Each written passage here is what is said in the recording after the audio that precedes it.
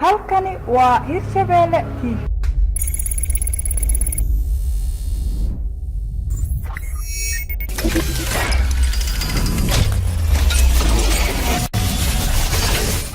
wajiran qayb kamida inay ka soo baxeen fariisimo ay ku lahaayeen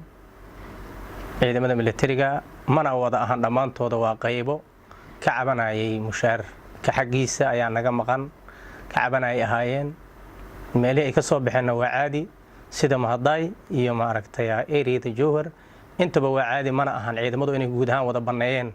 deegaanadii ay ma aragtay ku sugnaayeen qaybo kamid oo mushaar la'aan tabanayay waaye laakiin qaybo kale ku harsan meesha oo ay dhibkay kuwaasu sheeganayeen aan la qabin ciidamada dawladana waa joogan maamulkii degmadana waa jooga ciidamada amisoomna waa joogan umada degmada mahadaayna sida ay u ganacsan jirtay u ganacsado haysa wax xaaladaha ka jiraan ma jiraan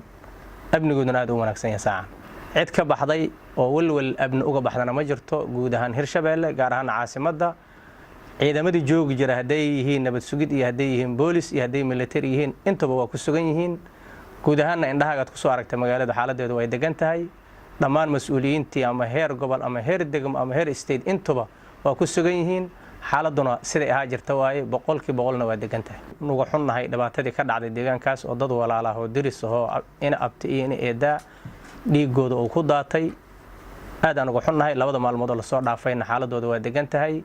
waxaa tagay xalay oo gaaray gudoomiyihii gobolka iyo oday dhaqameedyo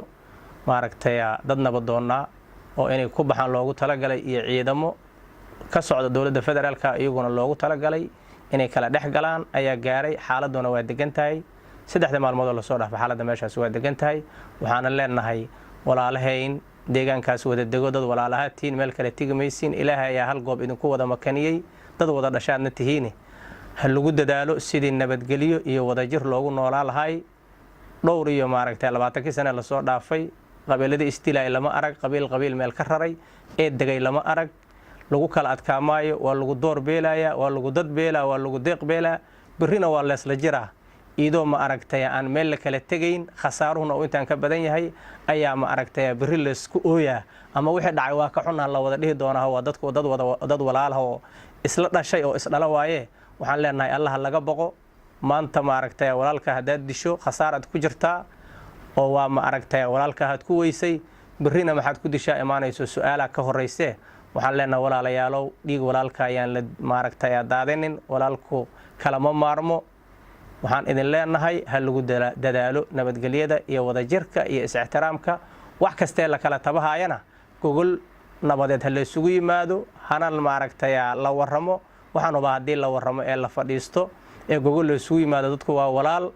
waxaan rajaynayaa in isfaham iyo ma aragtay